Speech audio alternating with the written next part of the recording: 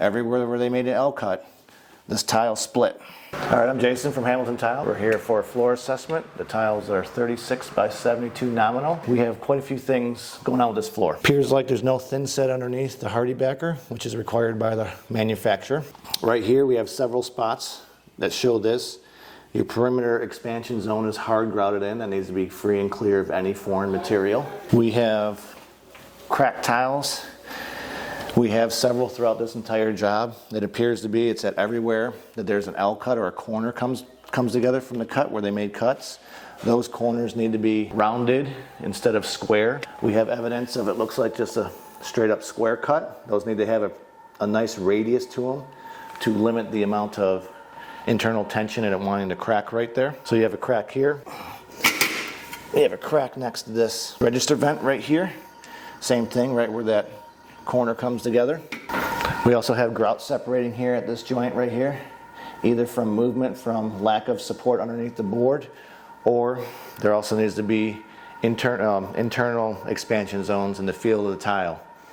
So this floor does not have any of those. It's one big continuous floor that's been hard grouted in everywhere, so there's no expansion zones throughout any of the areas. We have several spots where we can see the perimeter that has hard grout in. There's one over here, there's one over by the pantry, so that leads me to believe that the entire perimeter of this job is hard grouted in. We can't verify that until demo and discovery, but we have all the signs that that's potentially how that is. We have some plane changes that were hard grouted. This needs to be done with a silicone sealant to allow for expansion and contraction. So this needs to be sealant and not grout. So as you can see, the grout's starting to already flake out and come out of that joint.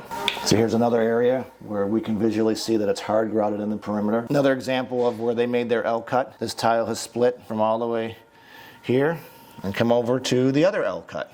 Yeah, every single one.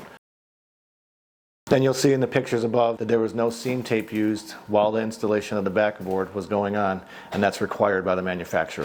Seam tape reinforces the joints so that the board acts as a monolithic substrate. Without the seam tape, it transfers a crack up to the tile. Every area that's supposed to have silicone or some sort of soft joint for expansion, we're seeing throughout this entire job that they just grouted everything here, all around the doorway. Some of the things that we can't see until demo discovery, that's how it's done. And even though this job was recently finished, you can already see crack grout in all the areas that are supposed to have soft zones.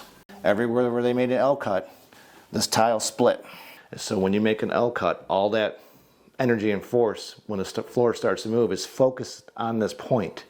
So when you round it, it helps the stress go around the corner. Same thing, they do the same thing with glass. It's the exact same principle. Here's another crack originating from the corner and just following this all the way over to here.